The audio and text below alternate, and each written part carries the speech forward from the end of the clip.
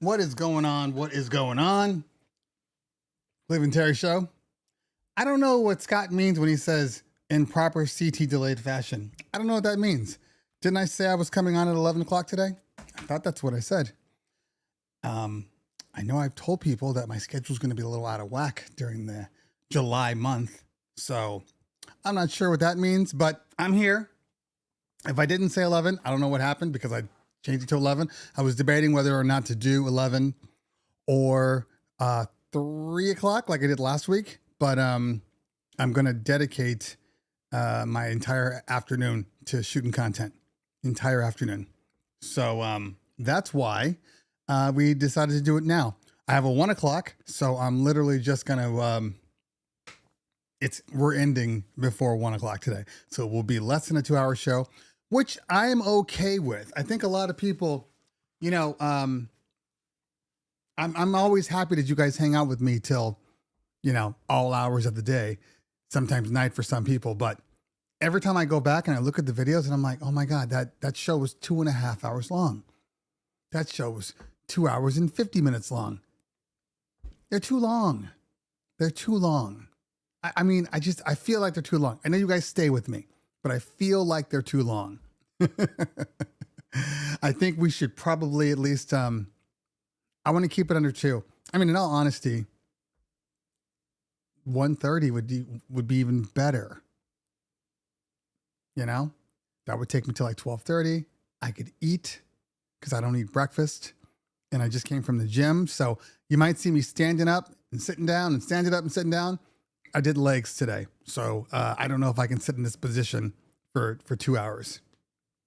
Because legs are, I found the thing that I hate more than anything, and that's leg workouts. They're getting better. I'm less hating them like when I first started doing legs again, because I was never a leg guy. I think I said this in the last show. I was always I ran track, I played basketball, and I played football. But I was a wide receiver and a cornerback. And back when I played, it was all about speed.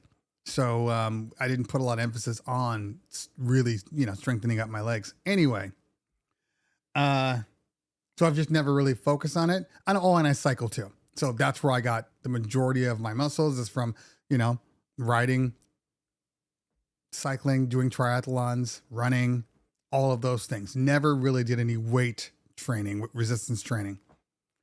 So when I started that up a couple of weeks ago, I hated it. I hated every second. I hate the position I'm in. I hate the awkwardness.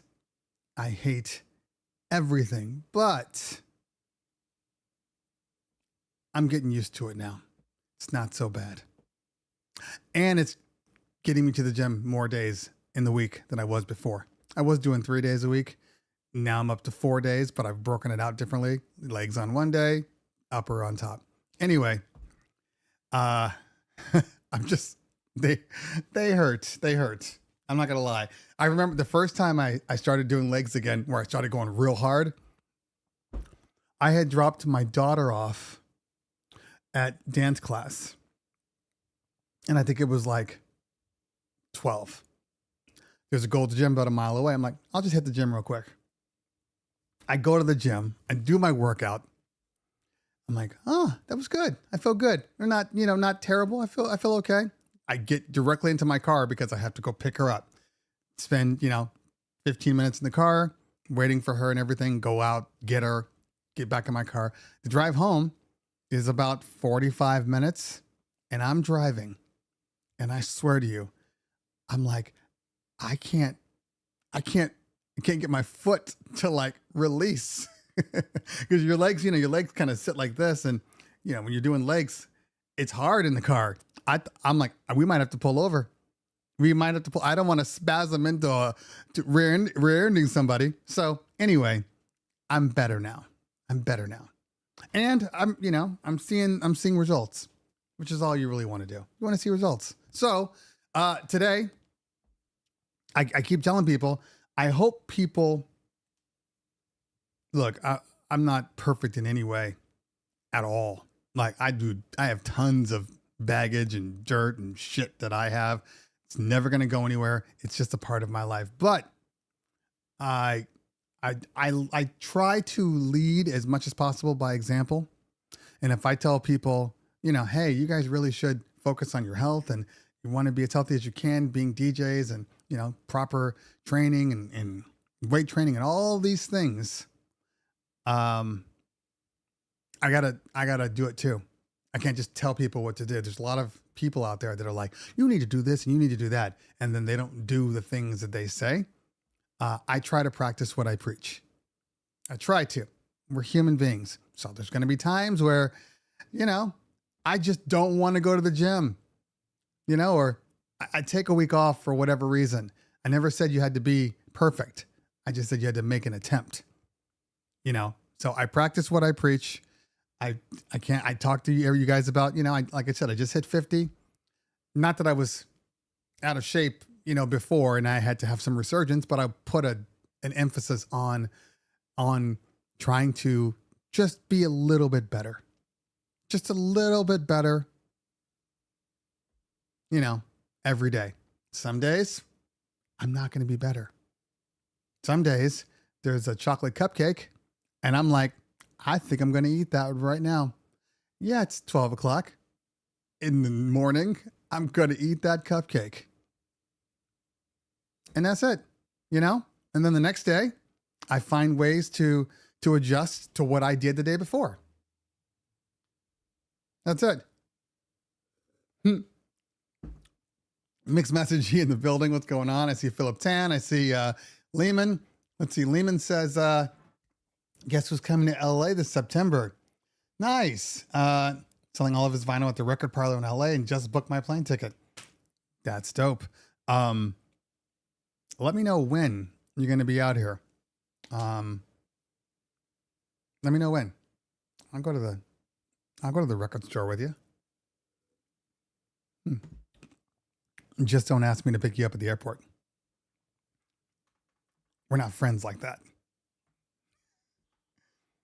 You pick up somebody from LAX. You love them. Anyway, yeah, I think this is key. King Biggs in house, what's going on? This is key. I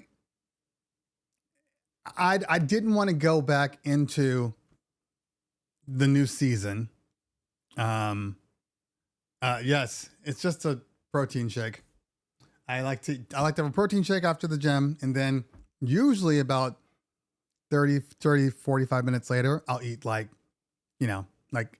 right now I have chicken and broccoli in the refrigerator. So that's what I will eat for lunch. Lunch fist.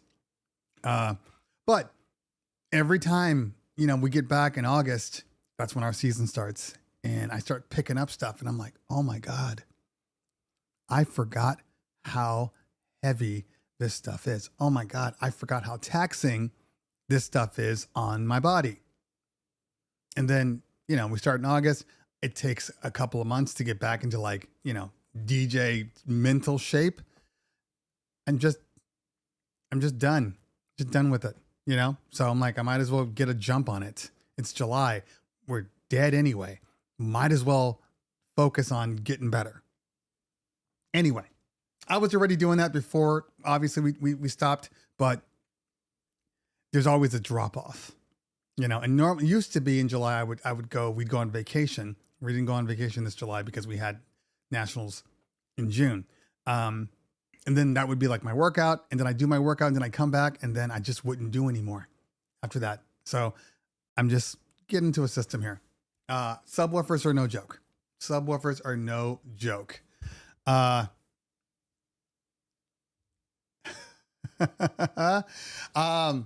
It depends. Don't you need to be there like 3 days before?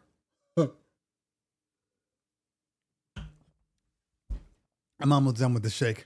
And then I can get back to talking normally. But I had to have it. Okay, let me go back here and see if there are any questions that you guys want to answer. And let me bring up my chat messages here so I can be in real time and in delayed time. Don't ask me what that means, but it means something over here. All right. Pop out the chat. Okay, here we go. Okay. Jacob's in the building. I said Scott's in the building. Spin Griffey, what is going on? Spin Griffey says, can't wait to hear the KC12 opinion. That's actually going to come sooner than later. A couple of reasons. One, because they're not mine. I'm legitimately borrowing them from Hollywood DJ. And apparently they came from one of the QSC reps, because QSC has not reached out to me to have me test their speakers. I don't know why. I've been pretty positive in general about QSC. I mean, half my warehouse is QSC products, so it's not that I hate QSC. So anyway, I did the initial test at the pool party on Saturday, and I got some interesting takes on it. I noticed it right out of the box. I'm not going to tell you right now. You're going to watch this video, but I noticed it right out of the box when I went back and forth from the 44s to the KC12s. It's interesting what they did. First off, this isn't anything secret, but I'm just going to say it because I think people just think that I'm like hating on them. They're good sounding speakers. I never said they weren't good sounding speakers. I think they get pushed too hard. I don't think they can go as loud and as hard as QSC and a lot of these people out there are suggesting. I think that's a load of shit. And I will say that to anybody that tells me I'm wrong. Anybody that says, oh my God, these are the best sounding speakers ever, I didn't have to bring my sub to 300 people, they've never used good systems. I'm just going to say that. Okay. Bottom line. So if you are that person, hey, more power to you. Do what you want to do. I don't care. You can go and play your QSCs for 300-400 people. And if they're happy, I'm happy, you know, but that's not the way I'm doing my parties. And I noticed immediately, the frequency range they're operating in, which changes up everything. It's actually pretty smart what they did.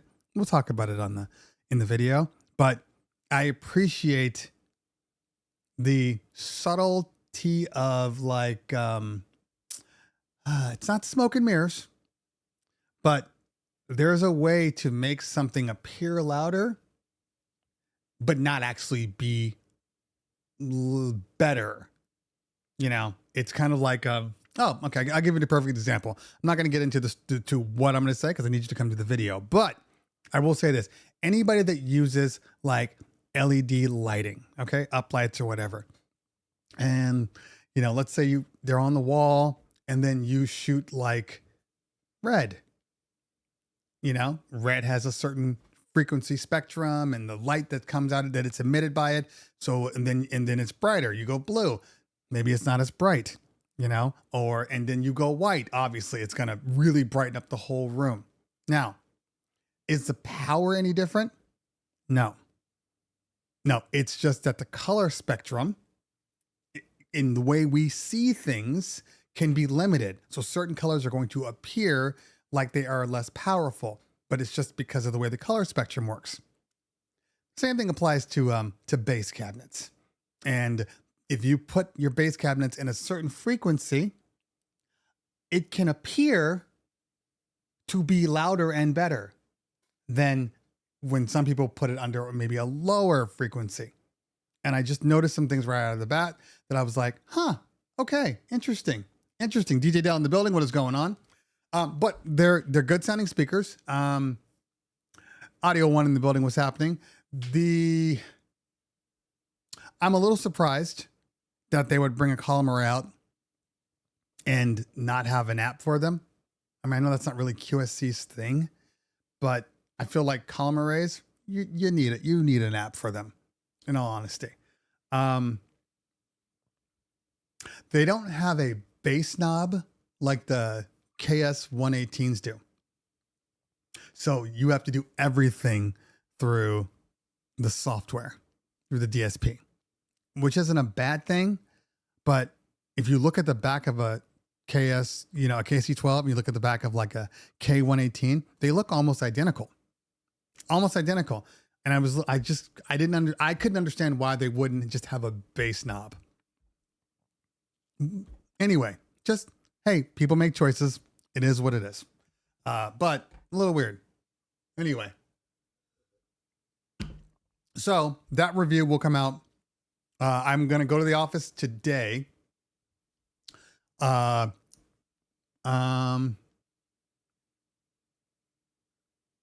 get you, Keith. I get you. Bose has a really good app. Bose has a really good app. DOS Audio has a really good app. So I have not even, I need to, the app is more for firmware updates also. But Bose, like, you can literally like control the channels and everything. I thought that's what they were doing with EV. I got to check out the app anyway. Because there's an update for the limiter that they've done it so it doesn't kick in as quickly. Anyway, so the only reason why I could have given my thoughts video easily on the KC12s.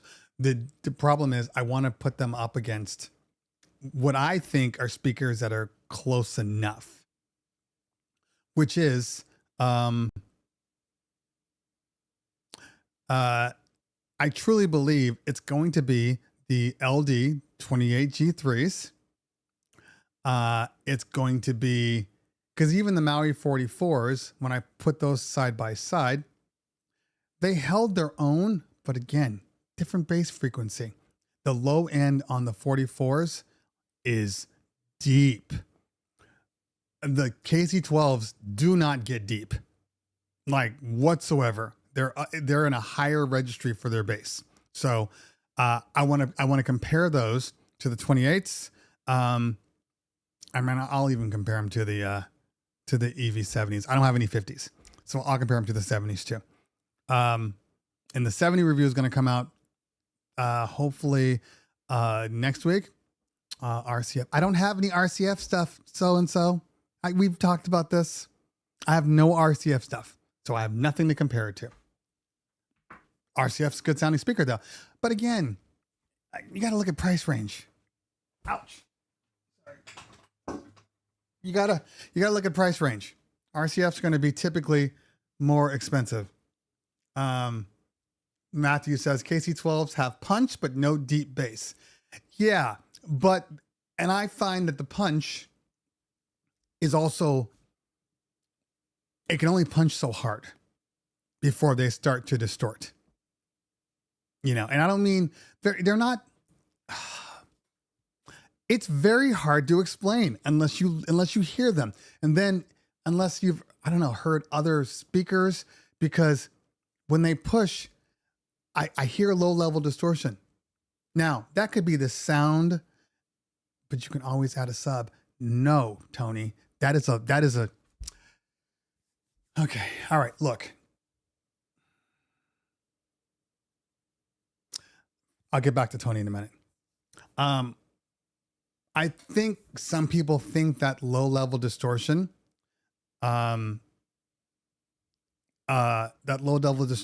is a part of a signature sound.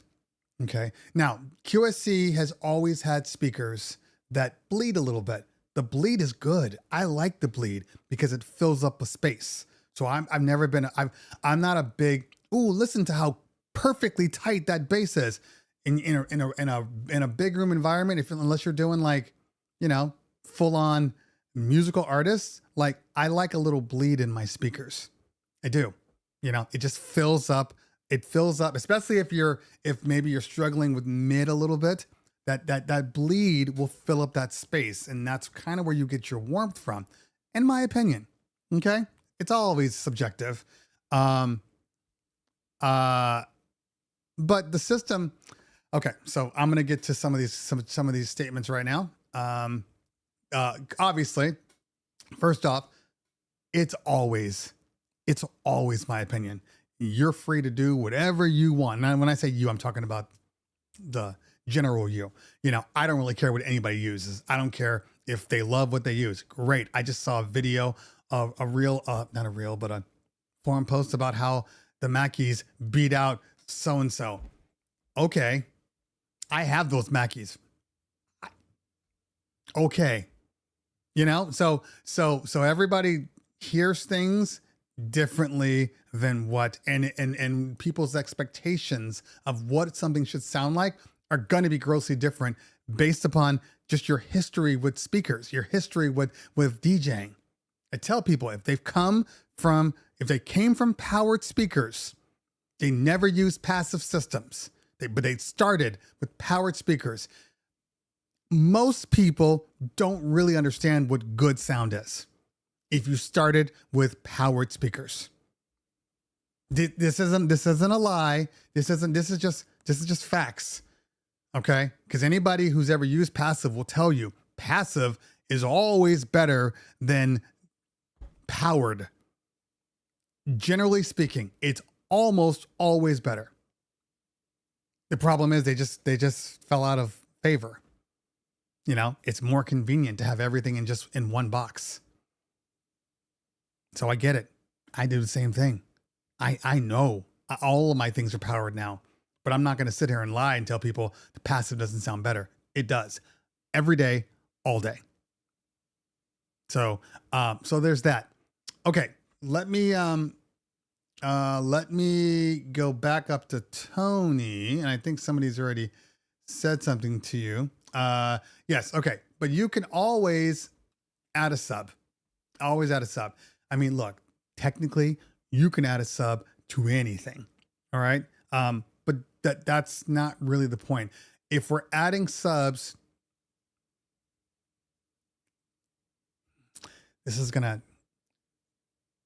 I'm trying to word it in a way that makes sense, because while I appreciate the fact that like, I'm going to bring this setup for, 100 people. And then if there's 150, 185, I'm just going to bring the sub because the highs can match the subs. And then you have enough overhead on the highs so you can throw the sub in. That's fine if that's what you want to do. I mean, because that's the same thing as bringing, multiple subs. But ever since column arrays came out, the answer has been, well, if I'll just get another set.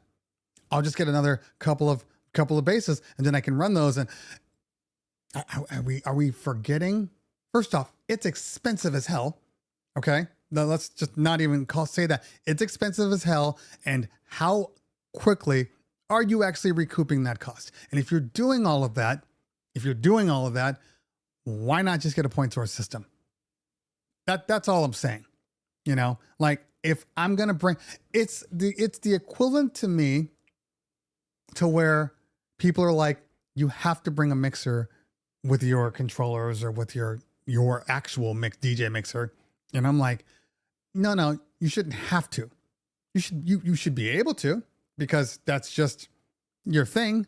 But every controller should be able to play directly into speakers, especially with all the DSP that's already built into these speakers, without the need for a mixer. Now, back up.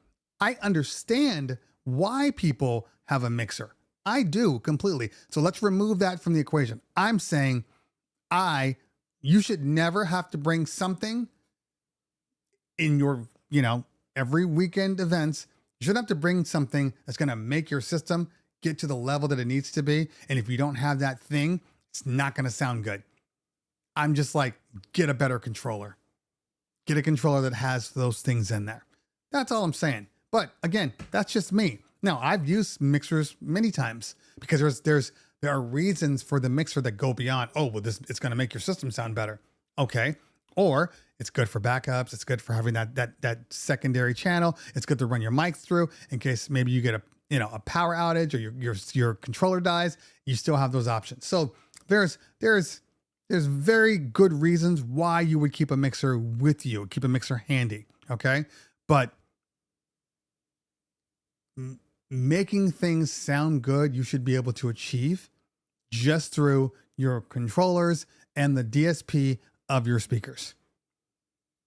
You should be able to. I think a lot of people don't even touch the DSP. But if they did, they'd realize that you can do a lot. You have mixers in every port.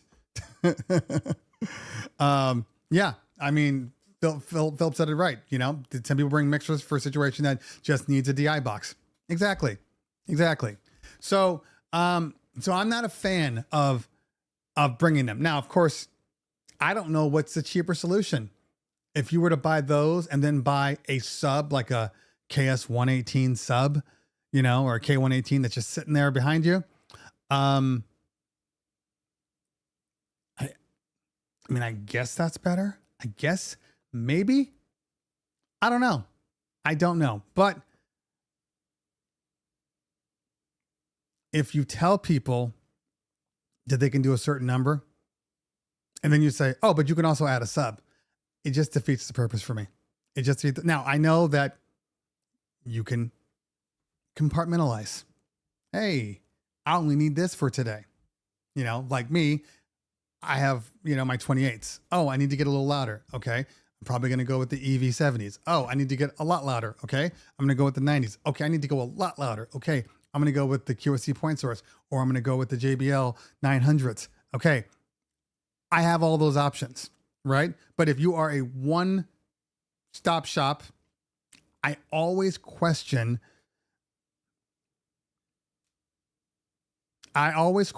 why someone would buy something that they can't recoup their costs from.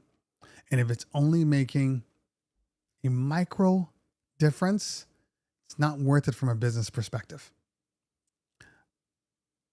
That's just me. But if you want flashy things, do your thing. You know, I have stuff that I own right now. I don't need it. I still like it. So I get it. But none of the things get in the way of like my business bottom line. That's it. That's all I'm saying. So, but literally, when I buy speakers, I buy them for a specific thing. You know, and my partner is the exact opposite of me. The exact opposite. He has JBL. I mean, he's got some column arrays now, but before, he's got the JBL SRX system, A15s and 900 subs. When he didn't, if the party was small, he would just put the tops on and put them in full range. He's like, they're good enough, you know? Well, me, I'm like, yeah, I'd rather just have a system that does 100 people full with bass, with high and everything than the compromise. So there's just, again, you know, two owners in the same company. He likes his way a certain way. I like my way a certain way. Now he brings his Maui 44s for anything smaller, you know, or he'll bring, you know, the LDs, the 28s. But it took a minute. Now with point source, most people, it was one size fits all. You just bring your big ass system. And if it was too loud, you just turn it down. It's just different. It's just different now. It's just different, you know, but I'm not going to buy a system that claims it can do a certain number. And then they tell me, oh, but by the way, that feels like bait and switch to me. You know, hey, here's this, you know, new car. Oh, this is sweet. Thank you. Hey man, where are the keys? Oh, they don't come with keys.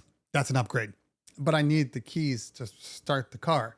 Yeah, well, you need to upgrade to this package, but that also includes the 30-inch rims and the tinted windows and the extra sound system. I don't really want all that. I just want to be able to turn the car on and drive it. No, I'm sorry. Like it seems backwards to me. Okay, and I'm not a backwards person. All right, let's see. I know there was a couple of questions.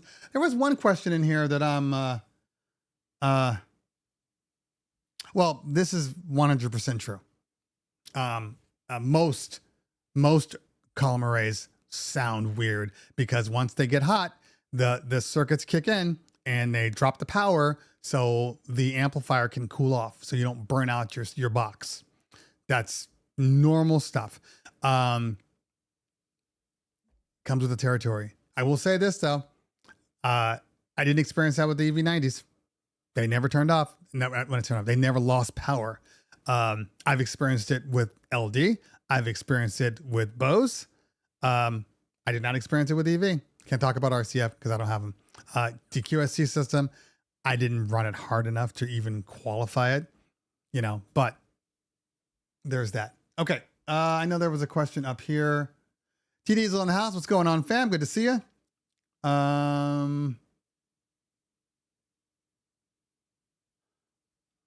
I will say this about the QSCs, and I'll say this in my video too. The tops, fantastic. Fantastic. Fantastic tops. It's like a trade-off. You're kind of deciding what's more important to you, which is why, and I think EV did the same thing. They made their tops so crystal clear, so if you needed to add another sub, you could. It's a little different. Okay.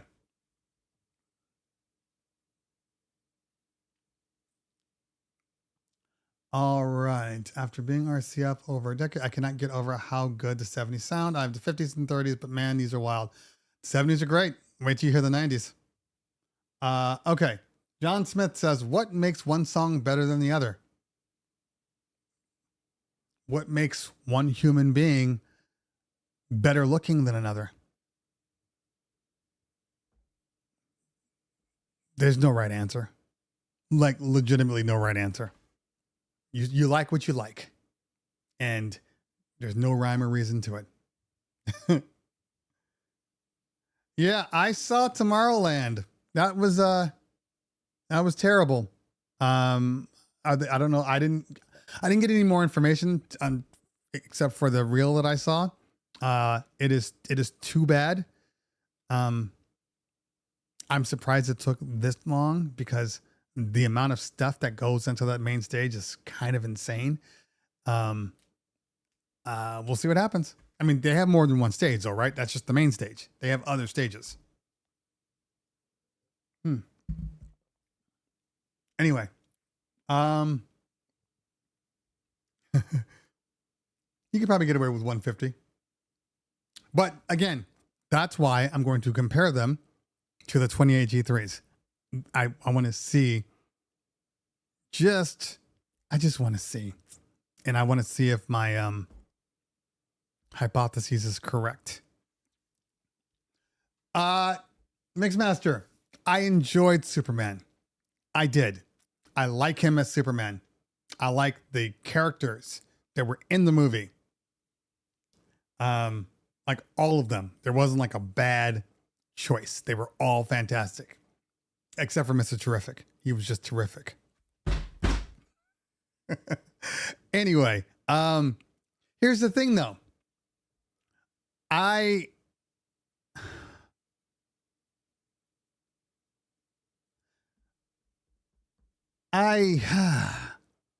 liked it. I didn't love it, but I liked it. You know what I mean? It's weird because everything is there. It's all in the right place. I was like, yeah, I don't know. I don't even care that he's getting his butt kicked. I don't have a problem with that. Like, I'm okay with that because the why they made him get his butt kicked made sense.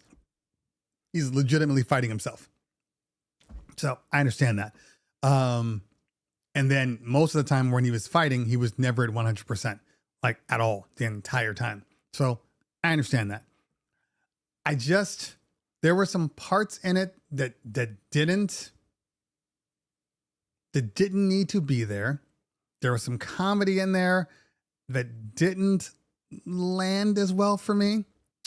I like Nicholas as Lex Luthor, but then there were some scenes where it felt like he was just overacting a little bit. Like when he was in the Pocket Universe.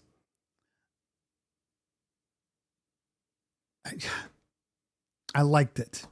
And I will absolutely go see the next one. No spoilers. There's no spoilers. I did not say a single spoiler. But the one thing that it does do, I'm not telling the movie people. Come on, give me some credit. The one thing that I did not like, it felt weird to me, was, this isn't a spoiler, but the movie pretty much starts like rolling. There's no origin story in this movie, and it's still 2 hours and 9 minutes long. It just starts and you're moving. Man of Steel still the best. Stop.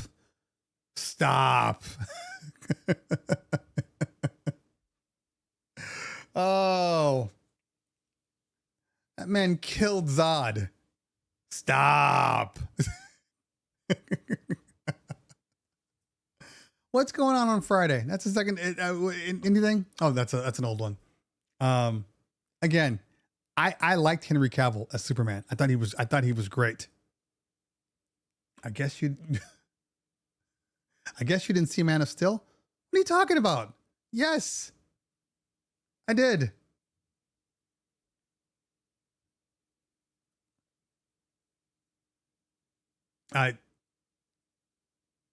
Yes, Jacob. That is a perfect statement. Good movie, bad Superman movie. I will agree with that. God. Superman doesn't kill. Not really his thing. He might let you die. He doesn't kill. He believes there's good in everybody. Anyway, and I'm not I read comic books, like I used to read comic books, so it's not even about that.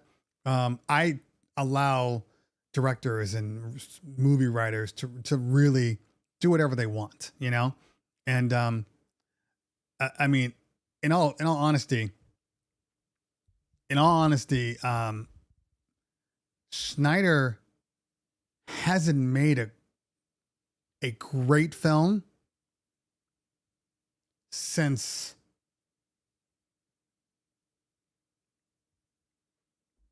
300 and maybe Dawn of the Dead. After that, everything has had amazing looking visuals. The man can make things look beautiful, but there's no story behind any of his stuff. There's no sense in any of his stuff. If you watch his stuff, it lacks substance. It's beautiful. Beautiful. That man is a visionary when it comes to visuals. But it's all surface level. All of it. So, but I watch pretty much every comic book movie. That's my thing. I'm okay with that. It always strikes me as odd when the comics have a story. It's already there. All you do is follow the story, and you're like, nah, I'm not going to do that. You know what I mean? I don't understand why you just don't follow the story. I don't understand why the studios didn't just say, follow the stories. Especially with Zack. Nobody pulled him in, and then he was allowed to do whatever. His Star Wars ripoff? Terrible. Terrible. Now I know why they told him no when he came with the treatment. If Superman was a speaker, which one would he be?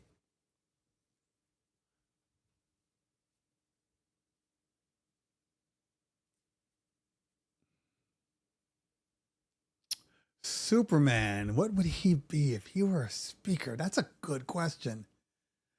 Okay. Well, let's see here. He's a good old kid from Kansas. He's strong, but he always wants to save people. He doesn't want to see anybody fail. He always wants to do the right thing, but he has zero ego.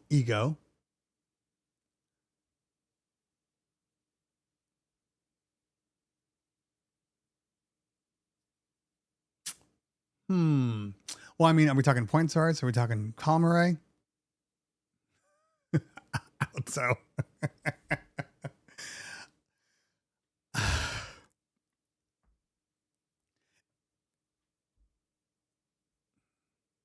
I don't know. I'd probably say he's the QSC K12s and the 118s. I'd say he's a point source system. He's solid. He's dependable. He doesn't want to let you down. Not the greatest, not the worst. He's dependable. There might be somebody stronger, but he'll get you through.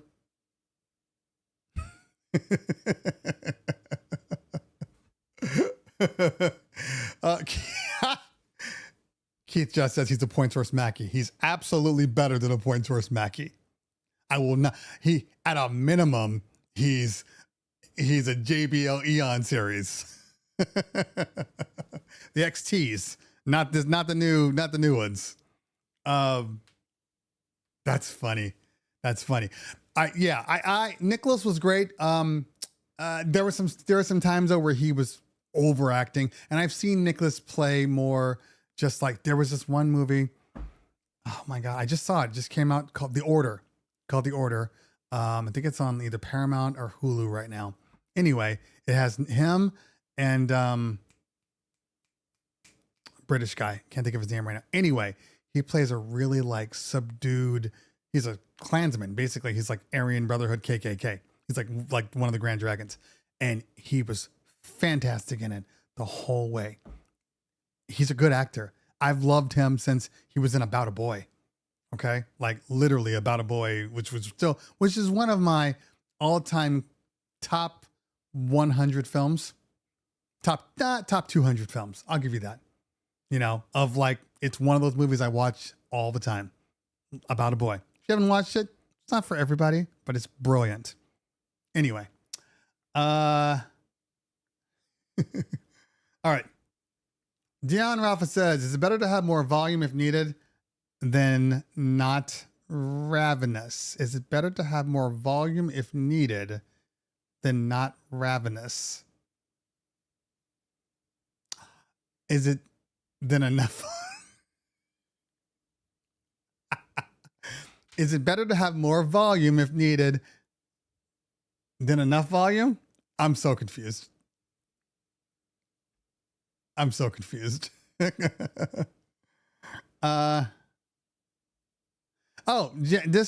100%. Most of the time, in all honesty, a lot of people that even have RCF systems don't know how to use their RCF systems. RCF requires a little tweaking. LD, JBL, even Pioneer, they tune their stuff assuming what it's going to be used for. I don't think RCF does. RCF thinks you might be a band, you might be a DJ, you might be a, elevator. I don't know. But either way, you decide what you want. And a lot of people just go and it's just chalkboard. Okay, let's see here. BB, I'm just curious, how old are you? Because I feel like this is that whole Michael Jordan, LeBron James thing. And because I'm not basing my Superman off of Man of Steel. I'm basing it off of Christopher Reeves, the original 1978 Superman. Like that's what I'm basing Superman off of. I liked Henry Cavill. I was thinking about the other guy too, Cavilli, whatever. Passion of the Christ guy. Anyway, I thought Henry Cavill was a good Superman. Story was but all of them. So you can be like, oh, it would be great. It doesn't matter if the story sucks. And some of it's not his fault. They rushed it. I get it, but still, meh. All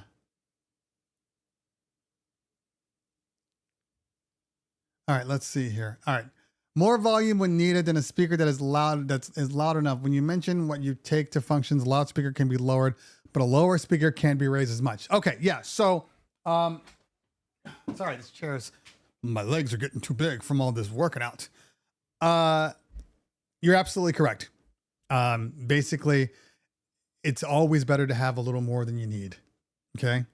Because you can't go higher, but you can always drop down. So That's why I say it's just whatever system you buy or systems, it should be appropriate for what you're using. And then you take the system that you're bringing, or I guess you take the guest count, and then maybe you apply, 10% on there. And then that's the speaker you bring, So if it's 75 people to 100 people, you're going to bring your small system. But if you have the potential to get up to 150, then you're going to bring that medium system. Or if it's 150 of the potential to get up an extra 100, you know what I'm saying? So like it's appropriate, but you could stop all of it just by bringing a large point source, or even like, I don't know, like the EV90s or something like that. Like you could alleviate all of that, but you're also just carrying a ton of crap all the time that you don't even need. Now, again, these are all first world problems. You could just go ahead and buy a system and call it a day. One system, but there's reasons why you don't buy one system. There's reasons why you have multiples. You have multiples because maybe the party planner books you loves column arrays. That alone can be enough for a lot of people. Maybe every place you play has sound ordinances, so you can never get that loud anyway. Okay, stick with the column array. That's fine. There's always reasons, and as somebody else has said, it all fits in their car. So I'm okay with that, but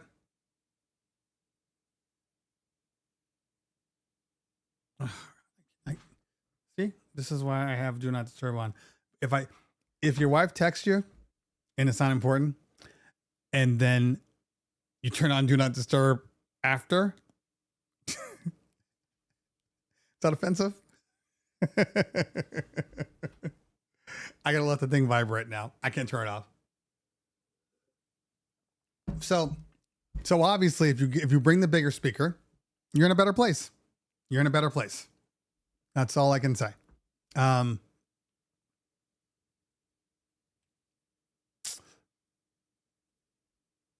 There's nothing worse than a client asking you to turn it up and you can't. There's nothing worse.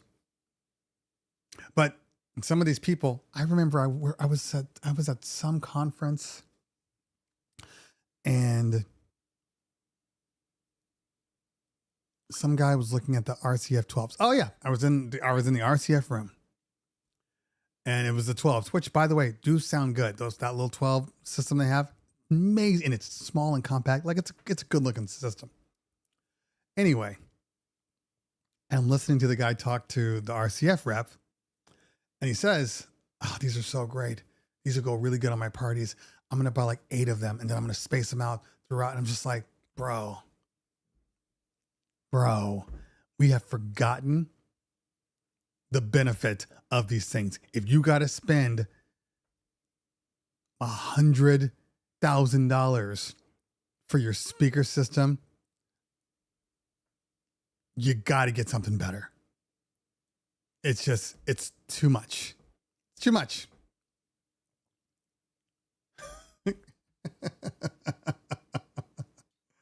Now it's time to get bigger speakers.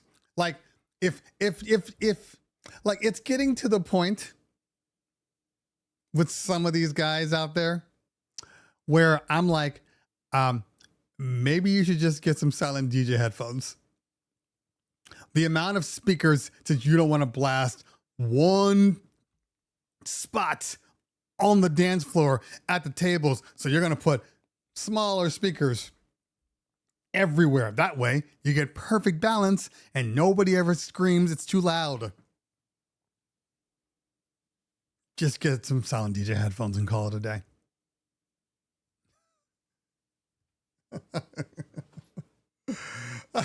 Pete's it's just too much. That's why I always say when people come in, they're like, old guy, it's too loud. Why is it so loud? I'm like, look, first off, this is what they want. So shut the hell up, because this is what they want. And secondly, that's how speakers work. And you came to a dance party. You came to a dance party. I'm sorry they put you in the front. I warned them not to. So if you're going to be mad at somebody, be mad at them. Don't cuss me out. Be mad at them. They did this. They did this to you. They hate you, Grandpa. Grandpa, they hate you. You should have heard the way they talked about you in my meeting. Look. Do not listen to Grandpa. They hate you. Why are you even here? They hate you. I'm glad my kids love me. That's all I'm saying. Now, end scene.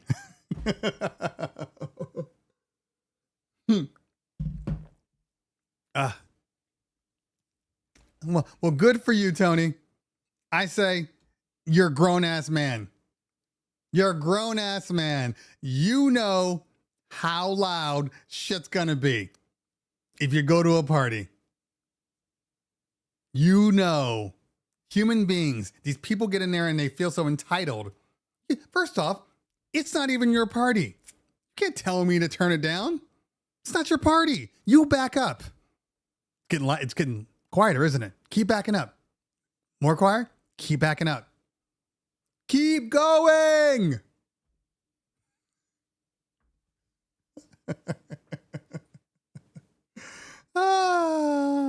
Anyway, obviously I don't say that to people, but I want to. I want to, sometimes so badly. Oh, so badly. Anyway, are these people?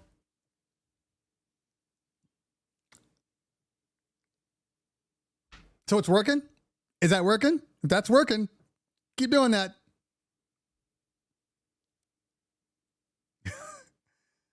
Welcome to the new Cleveland Terry Show.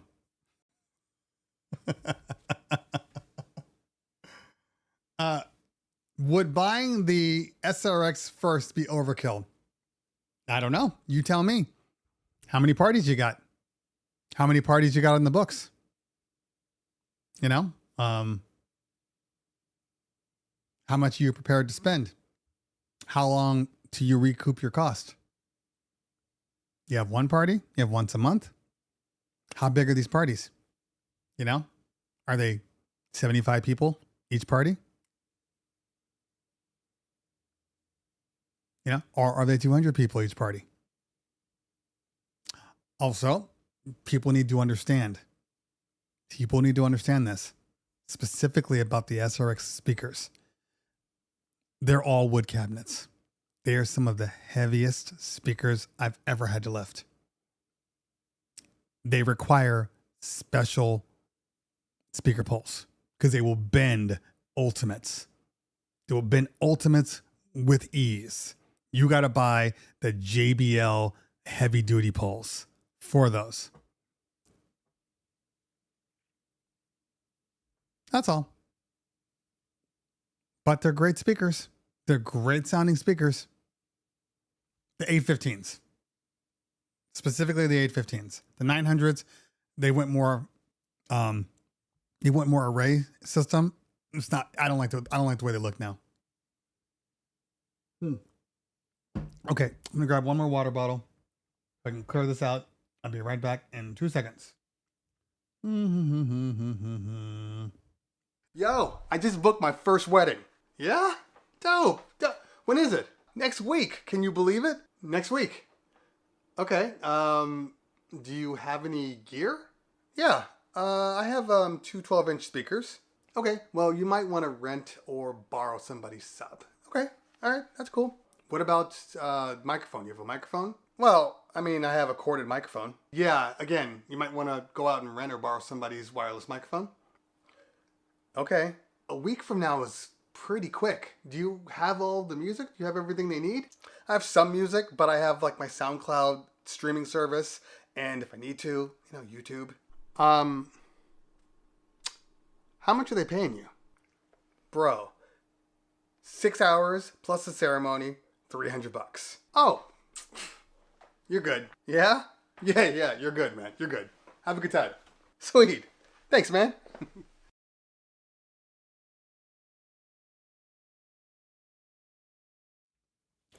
Okay. All right. Uh, yeah, the LD ICOAs are some of the heaviest speakers too, and they're big. Hey, any word on the release date of the update of the rain? Yeah, I do have an update. They're coming soon, sooner than later. That's as much as you're going to get from me. You've waited this long, you can wait a little longer. Anyway, that's it.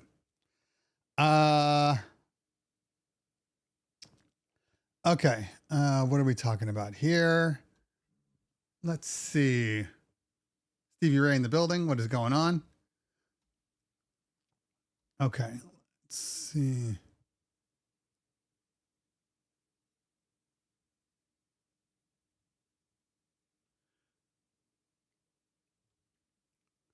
I don't disagree with this. I think, I mean, that's really what people want. I mean, you don't need to, the whole room doesn't need to vibrate from your bass. Okay. The dance floor needs your bass, you know, but by the time you hit the tables, if you can have your bass fall off to where it's more operating like a mid than like a deep bass, like a full by the time it gets there, I just think you're going to make people happier just in general. You're going to get less complaints because people that want to dance will go to the dance floor and then they'll hear that kind of optimum sound. But that at their tables, they can still chat. So yeah, set up some booth monitors, throw them in there as fills. So when you're doing speeches and stuff like that, you can use them for speeches. But while you're dancing, I don't know. I've changed some of my stance. Like I'm a firm believer that I don't want to project. I don't want to project my point source speakers or even my column arrays from the front of, you know, the DJ area all the way to the back of the room. I don't need to do that. It needs to sound good all around the room, but it doesn't need to be dance level all the way around the room. I think my garbage truck is falling apart. It needs to change their brakes. That's all I hear. Anyway. Okay.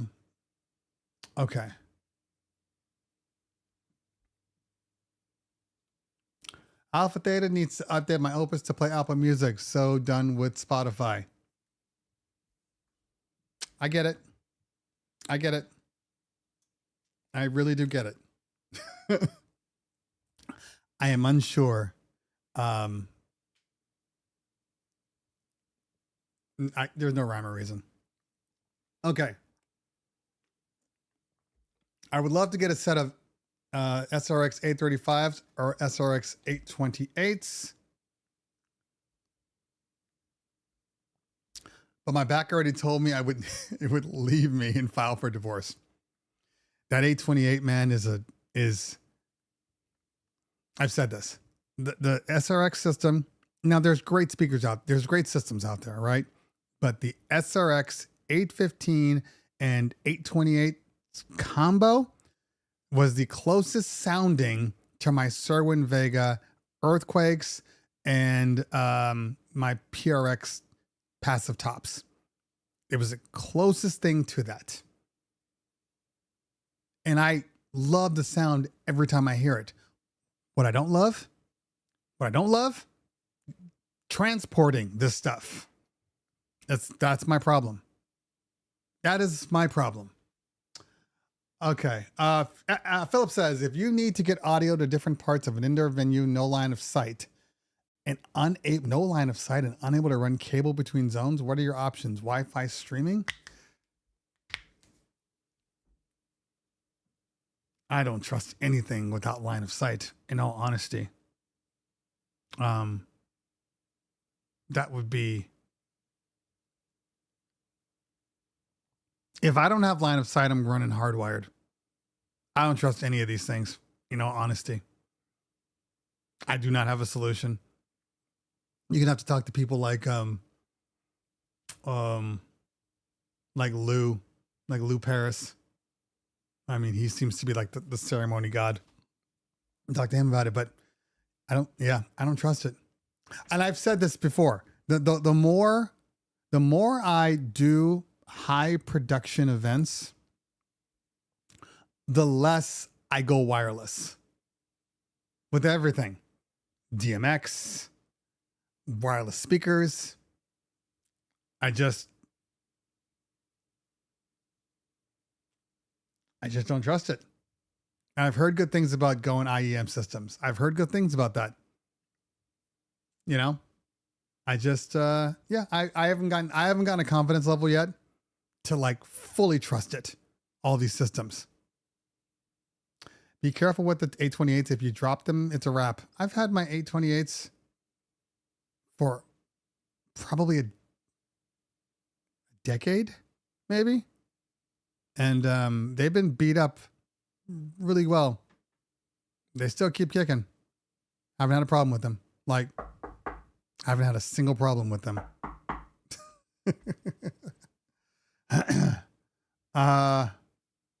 Okay. Well, let's see here. What would I recommend for speaker monitors? In what capacity, Callo? Oh, my seat. In what capacity? For your studio? For the booth? Where the DJ is? You know, there's lots of different reasons. So let me know that. Are you still enjoying DJ Pro? Yes. Yes, I am.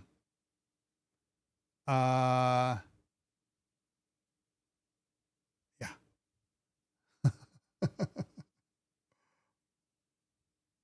Sounds like you're in a lot of ordnance places. Okay. Typical CT response. Well, it's not a typical CT response. It is a typical legal response. I can't just say things when I'm under NDA.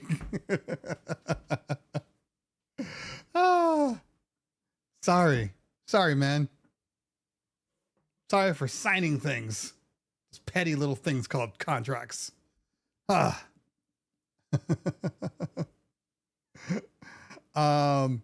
Okay. Wave 8s are good speakers. All About Jones. Let's see here.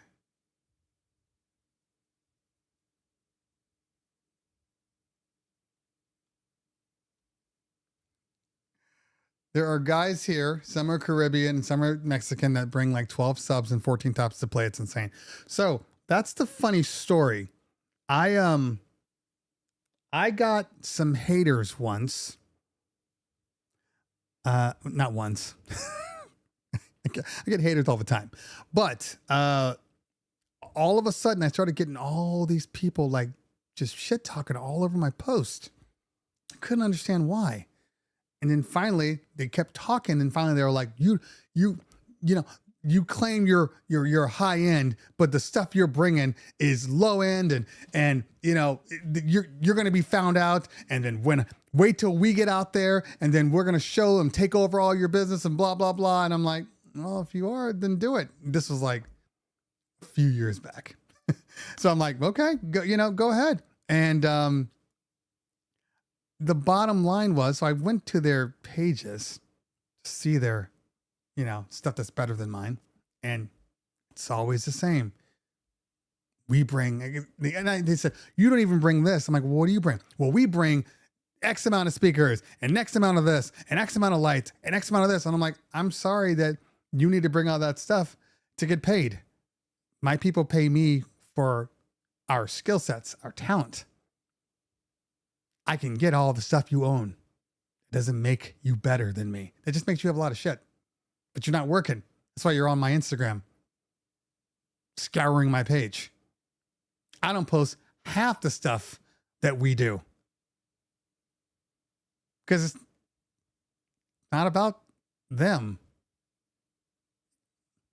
Anyway. Iron Mike, thank you so much, fam. Appreciate you. Thank you so much for hanging out. It's never the gear. Now, I tell people this, and I know it's a contradiction because I also review gear, but to be clear, I like to think I never tell anybody, you need to go do this. You need to go buy this. Like, I'm not trying to be a salesman. Never why I didn't get into this YouTube space to be a salesman. I came in here to give my opinion, maybe share some experience, and just, tell people what I like. And maybe you trust my reviews. Maybe you trust what I have to say. You don't have to, but I'm not selling you. I'm not. And I've lost business because I don't sell, or I've turned away business because I don't sell. It's just not my thing. It doesn't feel right. My word is my word. So if I start selling stuff and I don't tell you, that's kind of trash. I do full disclosures on my videos. I think I'm one of the only YouTube people that actually does. YouTube DJ people, not like YouTube. You're technically legally supposed to say if somebody's provided you something. A lot of people don't. Sure, I don't care. You do what you want. But, I want people to understand. I want people to know that, yeah, they sent this to me, but they also didn't ask me to review it. They didn't ask me to do it. They just said, here's the product. Now let's talk about it. And I'm going to say the good things. I'm going to say the bad things. That's it. That's it. That's all it is. And it's all just opinion. So, yeah, I've literally walked away from good money. Because they're like, yeah, so if you just do this and do this. And I'm like, I don't feel comfortable. I don't feel comfortable. And if I don't feel comfortable, it's not going to sell. A lot of people equate my energy for like, oh, well, you're selling this hard. No, if I like something, if I think something's good, I'm going to be excited about it. And I'm going to show you, hey, man, this is great stuff. You still don't have to buy it. And I've never once said, buy this now. What I have said is, if you're in the market, take a listen. If you're in the market, this is something, if you're comparing these to these two, I would definitely buy this over this. That's different, which is why I don't like sending product away. Because I want to be able to say, oh, hey, there's a Rane MK2. Here, let me review this. Okay, hey, by the way, here's the Rane MK1. This is what they've made better on it. This is why you should upgrade to this one over this one. Oh, by the way, hey, here's a Ref 7. Let me put this next to it too. Hey, you can see the difference. You can see all this. This is why I don't like to give gear away. This is why I don't like to send it back. It's not about me just like, ooh, you could just keep all this gear. A lot of this stuff is taking up space, but it helps. It helps me with the reviews. Stevie Ray says, there is no gear that will make you a better DJ, but there's gear that allows you to be a better DJ. That can allow you. But when it's all said and done, if you run a business, will it make you money? That's how I live my life. That's how I live my life. In all honesty, that is how I live my life. So, yeah, but it's okay to have nice things. You know what I'm saying? Like, it is okay to have nice things. It's okay to look. It's okay to flex on them a little bit. It's okay, especially if you're in a market or high-end market, and the way you look. Okay, let's say you're an MC, master of ceremony. That's what you do. You could be a DJ too, but let's say you're an MC. So you're in the public eye. You're on the dance floor. They're seeing your entire thing right here, right? There's nothing wrong with that H&M suit, okay? But you get one that's cut and tailored to you, and it fits you like a glove, and everything looks good, but it's more expensive. Is that suit making you money? No, it's not. I mean, it's a write-off, but it's not technically making you money. However, that suit can lead to making more money.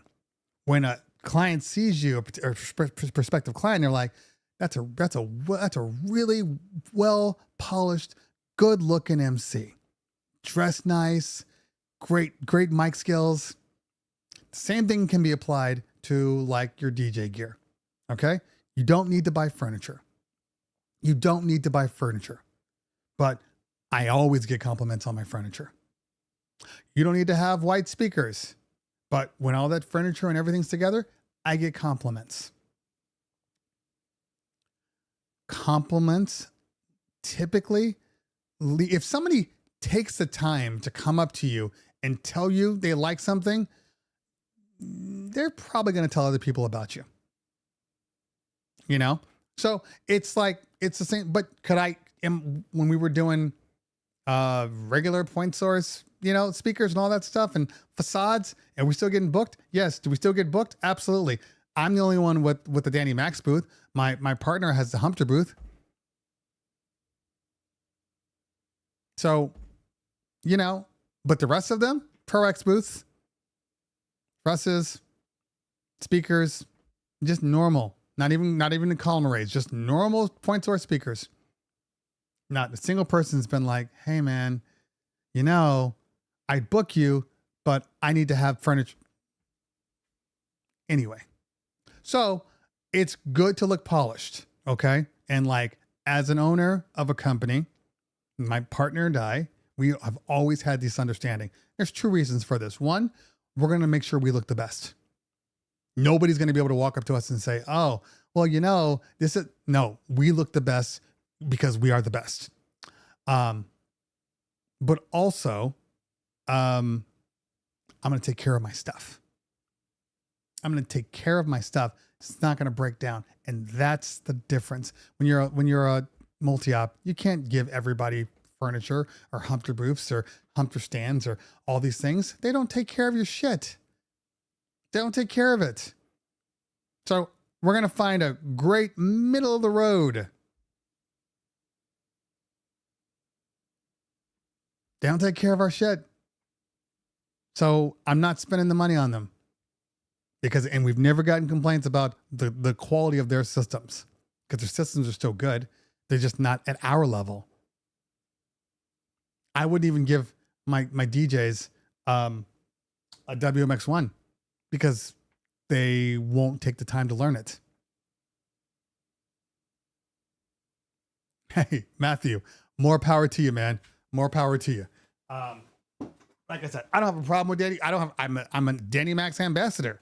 I love my booth. But I don't trust my guys. The way they throw stuff in the trucks, in the vans, I don't trust them. I don't trust them. Okay. By the way, for all you people out there, hit that like. So, all you 87 people, hit the like. Well, since you're here, that I always appreciate it. Okay. And also don't forget to share. This one might be a little bit more outside of the business norms. We kind of talked about everything today, but in general, that's a part of the show. It's a part of having a good time. Okay. Today is my dad's birthday. I have to call him at some point. Okay. Give me 1 second to read this message before I get in trouble. Hey, how's it going? Oh, thank you for answering the door. I am really excited about moving forward with our party. Yeah, I'm excited too. It should be a really good party. Just got a couple more questions before I sign the contract. So if you don't mind, let me just get out my questions here. One, what kind of lighting do you use? Specifically, do you use Chauvet? Yeah, I have a whole bunch of Chauvet lights, but I have a lot of other ones. There's a lot of good companies out there. Okay. Do you use RCF speakers? No, I use JBL and QSC, depending on the size of your party, but they're all good speakers. Last question, the most important question I have. Do you mix in key? Do I mix in key? Well, I mean, I've been DJing. I was at a party once and the DJ played a transition that was completely out of key.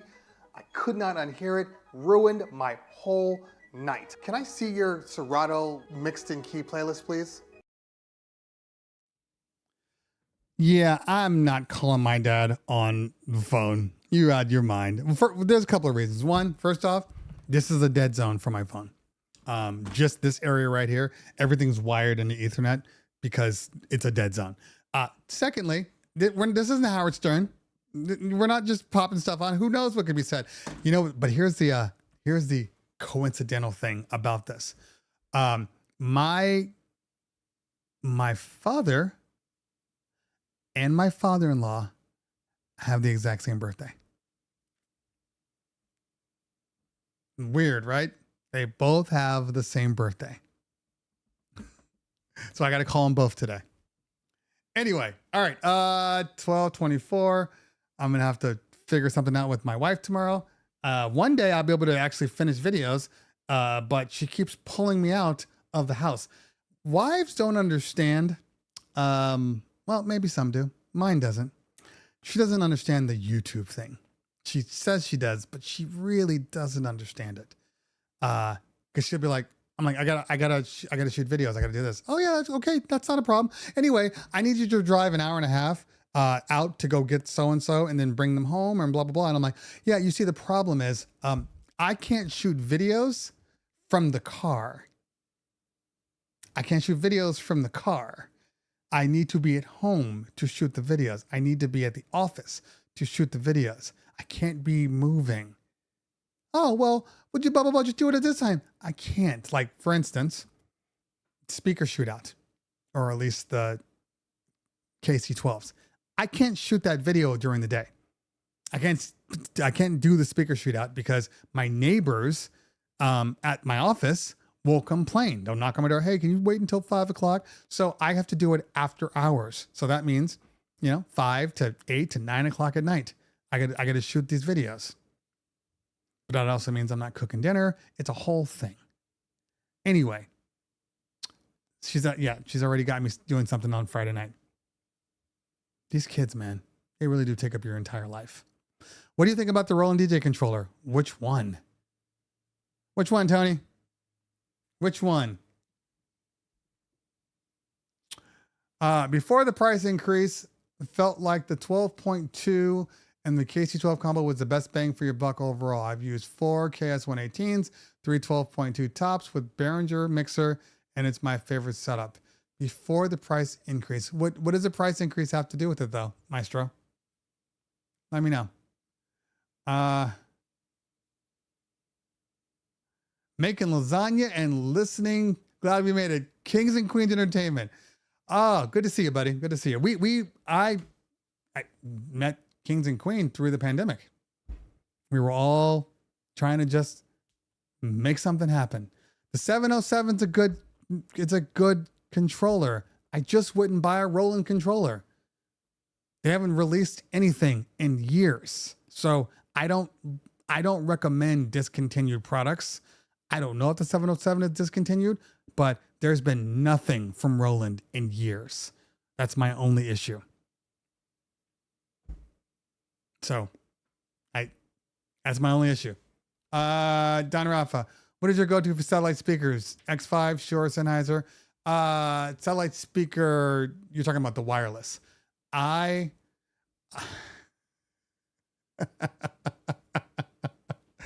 Jason, you're not supposed to say these things out loud. I guess it's okay since Jason, who happens to be in charge over there at Rain in Music, would say something. I'm not. I still don't want to get in trouble. I'm not saying there's not a Rain one in my office, but I'm not saying there's a Rain one in my office. I'm not saying that I almost tripped over it to get to this area right here. I'm not saying that. Anyway. I'm also not saying that this won't end up in my furniture over the Performer. I'm also not saying that. I'm so confused. Anyway. Okay. So my go-to for satellite, I have never had bad experience with the X5s, like at all. So I'm sticking with the X5s until something else, pops up. I know they have a new one that they're supposed to send me, but they're dumb this way. I have a Bluetooth microphone, or Bluetooth XLR that I need to just put a review out for. They won't send me the other ones until I do that video. I'm like, all the all the sales I've gotten you, you won't send me a secondary product. I was kind of offended, and I'm kind of like, you know what? Never mind. And I'm gonna send it all back to them. Just a little bit. It's petty. It's absolutely petty. I know this, but I don't care sometimes. If anybody has uh my petty emote, I think it might be only on Twitch. Anyway, let's see here. 2K 2400 for KS 18s and back to 1K for KS 12s made them more expensive than more expensive brands like Yorkville. Okay, but I guess my question is, Maestro, if you like them and they were your go-tos, they went more expensive. Pretty much everything's gotten more expensive. Now, I'm not saying there's anything wrong with Yorkville. Okay, Yorkville makes a good speaker. I'm just saying that how much more did they go up? 100? Couple hundred? If you know that's okay. It's like you go to the grocery store and your favorite product has gone up $1 or $2. You're going to stop buying that product completely? No, you might not buy it as often, but you're still going to buy that product. You're not going to buy the knockoff that tastes like crap because yours went up a little more than the knockoff did. So if you like it, you like it. You know, I do like having, if possible, well, they're all 20. Yeah, but they're all going up. You're talking about Yorkville not going up. They haven't gone up yet. You get what I'm saying? They're all going to go up. Everything's going to go up. You're welcome. Some of you wanted this. You're welcome. I did not want this. But you guys know where I stand. But everything's going up. So if you're going to buy stuff, I mean, honestly, you know, try to buy as soon as possible. The Phase Pro, that's a perfect example, Mulberry. That's the perfect example. I don't know when Phase Pro's coming out. I have no idea. They're trying to wait out this tariff thing. We'll see. His birthday is all day. I can call him after the show. We'll have to see if prices do come back down or not. I hope they come down. They're not going to come down to exactly what they were. Okay. They're not, they will probably come down 10%. It's like gas prices, you know, they were hitting, when they hit 5 or 6 and we were like, I remember when this should be 250. And then they came down to 350. You're like, that's not so bad. It's still bad. You're just accepting because you've been spending so much. What's on the floor? My feet. I like to look at my feet. Would you like to join my OnlyFans? I can do that for you. I got a bat mitzvah to pay for. I'm just saying.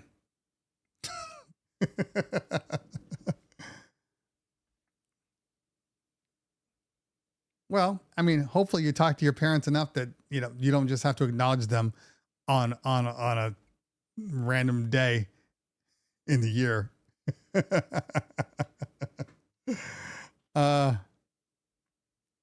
This is actually a very good frame of mind. A lot of people are trying to keep up with the Joneses. Okay. It's just the way it works. It's the DJ community. It's what we live in. And they will get something and somebody else will get something else. And they're like, oh my God, I want to be like them.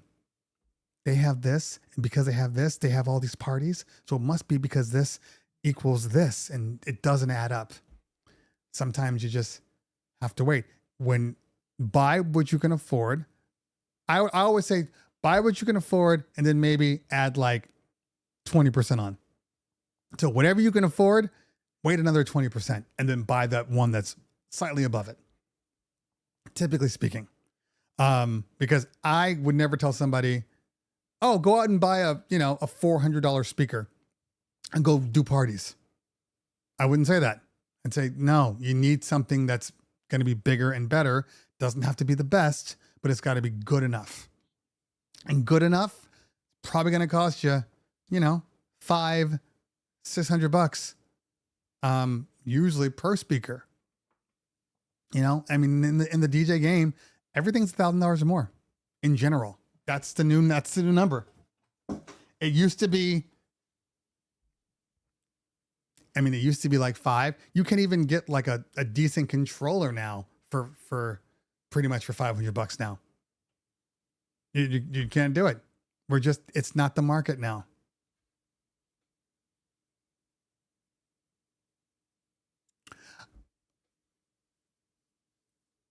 We'll have to see. We'll have to wait and see. I will tell you this. The review process has to change a little bit because I know I can't evaluate the product based upon dollars right now. Okay, because the tariffs are really screwing people. Now, I know somebody was talking about Yorkville versus like QSC. We don't know where Yorkville makes their speakers. Okay, I mean, look, Trump is putting tariffs on everything, but where Yorkville has their speakers manufactured or where they get the parts from, it could be just a lower tariff than where QSC does theirs. It could be as simple as that. So we're just going to have to wait and see. But when I get product in now, I can't say, oh, you know what? This is too expensive for what they're selling because I know some of it's fake. It's not them. It's the tariffs. It's all the taxes. It is what it is. $1,000 for a speaker, $3,000 for a column array is asinine. That is subjective. I know people see that column array dollar and they say, oh my God, for that price, I can just buy this. But that argument can be made for everything. It can be made for everything, and you're not buying column arrays purely for sound quality. And we just talked about that. You're not buying it. You buy a point source pretty much for sound quality. They're all just boxes. But if you buy a full system, meaning you buy 2 speakers, 2 tops, 2 bottoms, okay? I mean, we were just talking about the QSC system. And I don't have the prices for them, but what were they saying? $2,300, $2,000 to $2,500 for the 118 and $1,000 for the 12s. So it's $2,000 for the tops and upwards of $4,000 to $5,000 for the subs. So $2,000 so that's $6,000 to $7,000 plus poles, plus extra cords because you need extra cords because column array you only need like 2 cords. So you're spending the exact same amount. But not to say the point source are bad speakers. I'm not saying that. They are. They're very good speakers. But it just depends on what you're doing.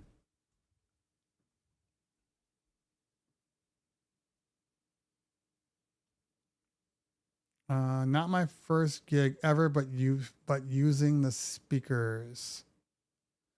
First gig coming up for 100 people, and I'm trying the LD system Maui G3s for the first time based on your recommendation.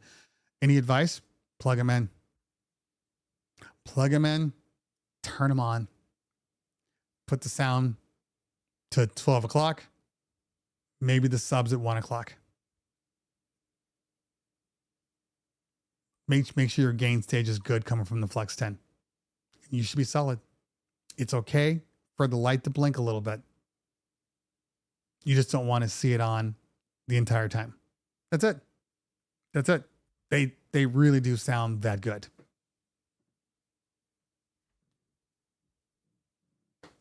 Yeah.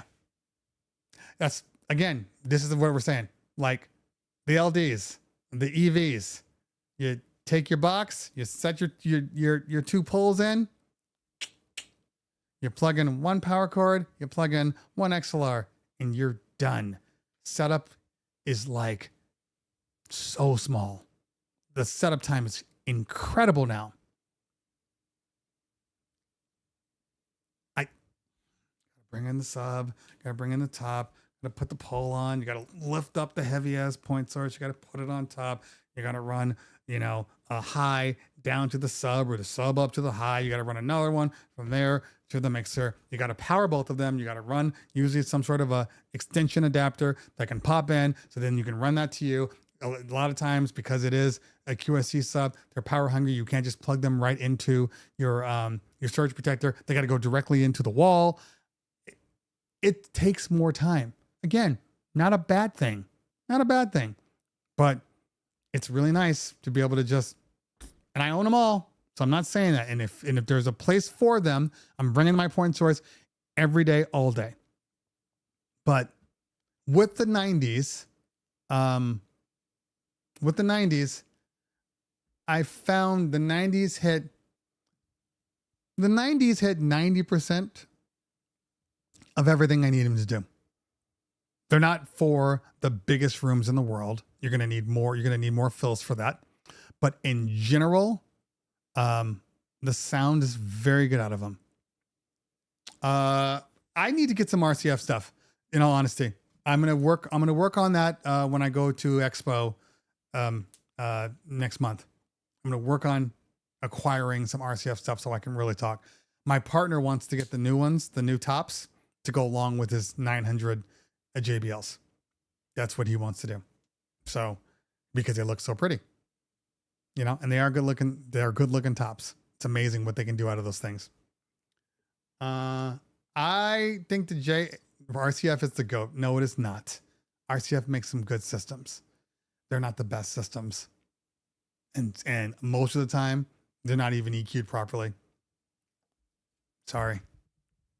I know Terry can't really talk about release dates and whatnot. But does anyone know when the Rain one? You're not going to get anybody talking about release dates on this show. If you do, they will be blocked. I'm just saying, I've said it enough. It's coming out sooner than later. All right. You're not going to have to wait much longer. Unless something dramatic happens. Anyway, like I said, they said it was coming out in the summer. It's the summer. We're only in July. When does summer end? What, September? Just the tops. I forget. I hate the way RCF. I hate their numbering. I really do. Anyway.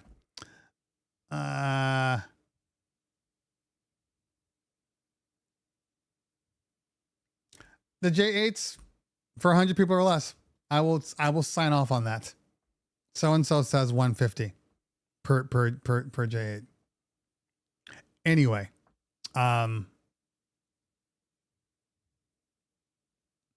it's hard. It is hard to buy a terrible speaker in 2025. If you spend any decent amount of money, it is hard to buy a terrible speaker. The quality of the systems coming out now are just solid across the board. So,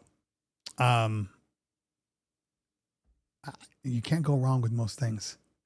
Like I said, even the ICOA line, if you have the space to transport that big ass system, it's one of the best sounding systems at that price point. One of the best.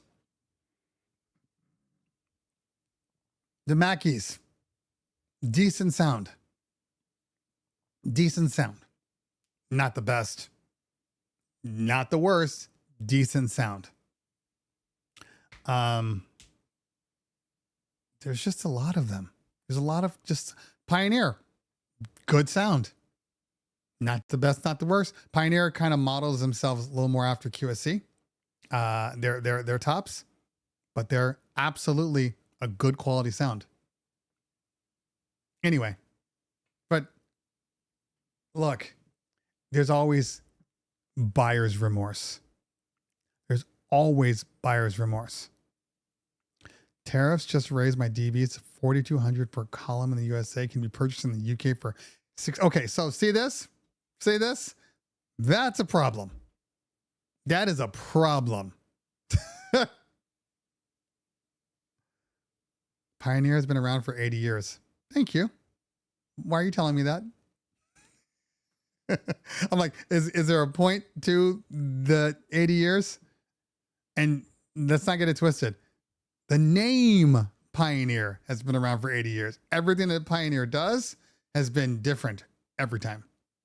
But please, go on. Tell me about why. Thinking of going from the J8 to the KC12. I don't have a J8 to compare to, but if I'm saying that the J8 can do 150, I'm going to say that the KC12s are right around the same.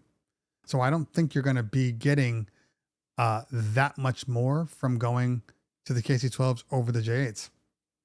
But wait for my video.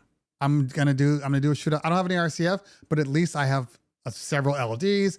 I have the EV70s. I'm going to compare those to, I already listened to them against the Maui 44s. So I'm going to listen to them all, and then I'll tell you exactly what I think they can do. But at 150, that's the number. Not 300, not 500, 150. This is what I believe to be the number. It's the same number. So for my LD28s, I like the LDs sitting right at about anywhere under 100 to like 130. If it is 150, then the room has got to be smaller. I've made it work with those. I had excited party with like 170, but the difference was the dance floor was only like, it was like 15 by 12. Like it was like a rectangle. It was weird. Anyway, so they were fine. If there were 200 people on the dance floor and it was a good 24 by 24 size, whatever, they would not hold their own. They would not hold their own unless that room was small. I'm feeling that same way. We'll see though. Once I test them out tonight, it'll confirm my suspicions about the sound. It'll confirm it. And again, I'm not saying the KC12s are bad. They're good. They're good sounding speakers. They are. But they're not the end all. They're not going to replace, your point source for your 200 people parties. If they do, there's a problem. There's a problem. Or you got a sound ordinance. That's the only thing I can think of. You have a sound ordinance. One thing I will say, we were outside. The bass was good. You didn't lose the bass like some of them. Okay. Bought my G44s a couple of years ago now. No buyer's remorse at all. So yes to your comment. Easy to buy good speakers these days. Yeah. And the 44s are good. They're good. I've said this. I like the 44s. I like the 28s better. Not because they're louder, because they're not, but they sound better. The 28 G3s sound really good. The 44s sound good, but compared to the G3s, they're not the same. They're not the same.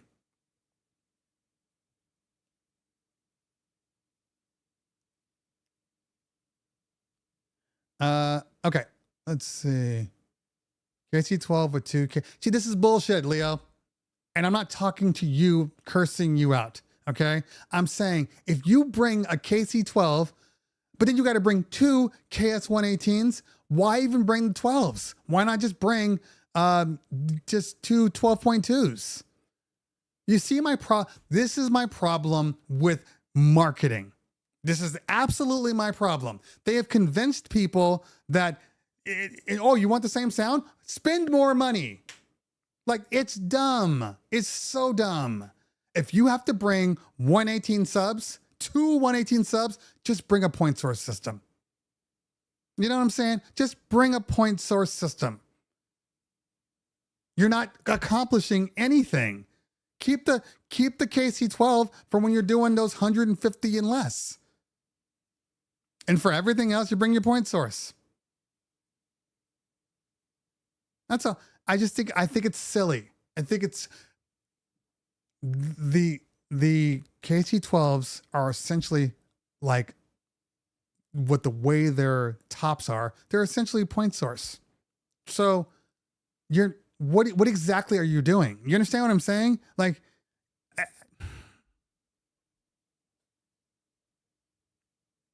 you understand? We're overthinking this. We're legitimately now. If you want the smaller system, the KC12s for your smaller events, by all means, get them. But if you got to find a place now for these big ass, K118s, and you got them behind a front board behind you and all that crap, it just seems like you're doing too much. It just feels like it. Just get yourself some 12.2s, throw them on top, call it a day. If they want white, okay, different story altogether. But you see what I'm saying? It's overkill. Now, if you want to have the KC12s, because if you got a 300 person party and you've got your 118s and 12.2s in the front, and then you have your KC12s as your backfills, that I'm okay with. I'm absolutely okay with. That makes sense. But if I'm bringing two 118s, I'm not bringing the line arrays anymore. It just, we're overthinking this, guys. We really are. And the whole purpose.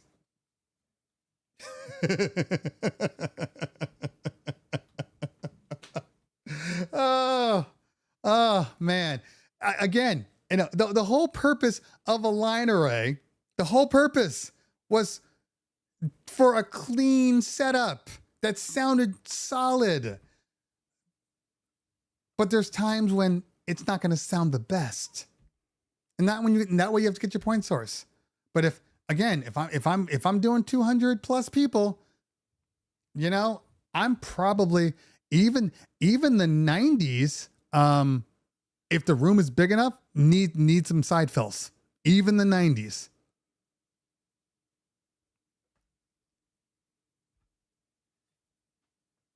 I don't agree with that, EMC. I don't agree with that. Those EV90s can absolutely do 175. And for under 150, those are the 70s. Yeah, 150 with the EV90s is actually overkill. But there is a window. There is a window for the 90s, okay? And it's literally anything up to like 175. If depending on the room, you could probably get away with 200. I've been doing our LED walls, and we've been using the 90s, the EV90s to go along with it. And we've had parties up to 225, and they've been fine. The only time we struggled was in, I call it the Oprah Winfrey room. And it wasn't that they didn't sound good on the dance floor. It was that the room was so deep that I needed some backfills to fill up that extra area. But the same thing would have applied even with my SRXs. Same thing would have applied. You still need a backfill because the vocals can only go so far. Anyway. Yeah. Yep. I think this is my argument, and it's always been my argument about speakers, because every time you never know what that speaker is. They can say, hey, this thing can do 300 to 500 people at a cocktail party where you're just, drinking wine and doing speeches. I got no problem with that statement. But if I say on the dance floor and you say yes, now I'm calling bullshit. Dude, I've done 300, 400, 500 people parties. At not one time did I say, what would have been just fine? The column arrays. Why did I bring an 828 and then two 815s and then and then the subs and then 8 tops, and then why did I do all that? I should have just brought the KC12s. This just seems, I'm a bad businessman. What if the people are little? It doesn't matter if they're little, you still got to get it back to them. Are they skinny? Are they like sheets of paper? Are they 2D? They just turn and they're just like flat?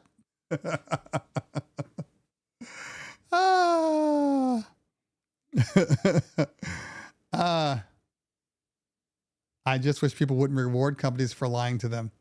I'm a QSC fan. I like their point source. I even like their 12-inch ones. Their what is it? The 212s. Those are good sounding speakers. They really are. That was going to be my possible small system, because I wanted to do the 12s and then the 12.2s tops for like anything up to 130 people. And then if I needed to go from 130 to say 185, 200, then I would just swap out the 12s for the 118s. And anything over 200, 250, I'm bringing the 828s and the SRXs. That's what I have in my possession. But to each their own. Okay, I have 5 minutes and then I got to get on a call. All I heard was too deep. Okay. Yeah, and alcohol definitely makes sound systems need to be louder. Don't think they're lying. I just think we just keep wanting more for less. Everything all at once for nothing. No, I don't agree with that, Keith. I have it on video. They lied. Now, the good thing about lying, as you've seen through our democracy, is apparently lying is subjective. Now, I can argue at any point that what I was talking about, I'm not really lying.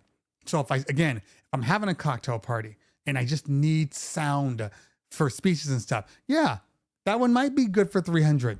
Maybe. I'm fine with that, or it's literally just background music. And I'm even fine with a client that doesn't want it too loud. They have 300 people, but they really want to be able to talk. If people want to dance, they can do that. Okay. But everything I'm saying, I am qualifying my statement. I'm qualifying it. These would be good in this capacity. I'm qualifying it. So I'm not lying if I'm qualifying. Okay. So that's fine. And in their paperwork and all their advertisements, they don't really, they do say it in the fine print. But in general, it's not like these are going to bump your dance floor and blah, blah, blah. They don't really say that kind of stuff. Just like Bose. Before Bose got into the whole DJ thing, they never once said anything about the fact that they could be used as DJ speakers. And even if you go right now to the Bose site, there's not one picture of an actual DJ using them. It's all guitarists, piano players, singers. It's all the same. So, I don't have a problem in the right context. But again, I flat out said, how many people can these two speakers provide on a dance floor, people dancing? And he says, dancing or whatever, something like that. I'm like, yes, 3 to 500. It's not even the 3 to 500 that I have a problem with. It's 3 to 500 easily is what he said. 3 to 500 easily. In what world? In what world?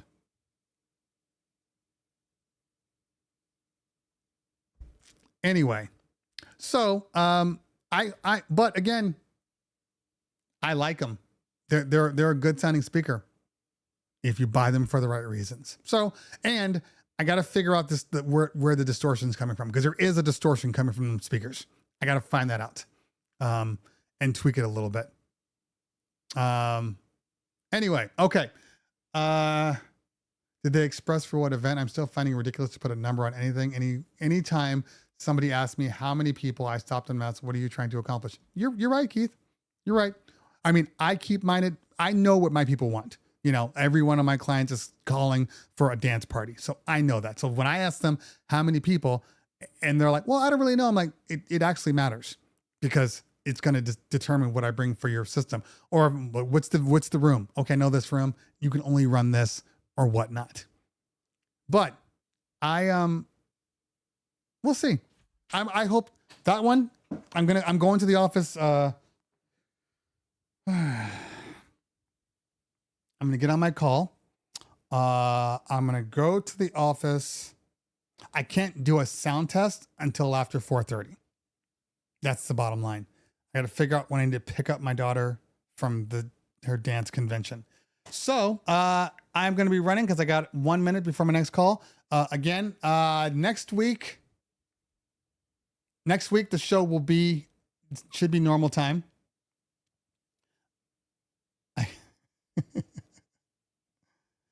I think me and you need to explain systems based upon our experience with passive systems.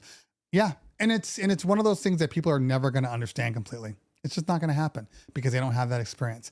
Like I said, it's just like people that say, you know, LeBron is the best player ever. He kills Jordan. Nobody played well in their time period. But I'm like, okay, you didn't experience Jordan. I've experienced both of them. Normal time is 10:30 on Thursdays, 10:30 Pacific Standard Time, AM. I've experienced both. Jordan's just better. That's it. I'm not saying LeBron isn't good. I'm just saying he's not better than Jordan. And he never will be. Ever. I don't care if he breaks every record on the planet and he plays for another 20 years. He will never be better. Oh my God, my wife. She knows there's a 1 o'clock call. Why is she calling me right now? And she'll say, I didn't look at it. She's just trying to drive me crazy. Anyway, I do have to run. Guys, had a great time. I will see you guys next week. Unless something changes, it'll be 10:30 next week. Otherwise, it might be another afternoon show. If you guys are going to Expo, I will be there. I will be speaking and maybe some other things. So make sure you guys get a ticket for the DJ Expo. All right, y'all. I got to run. Great talking to you. If you guys got parties this weekend, have great parties. I'll see you soon. Peace out.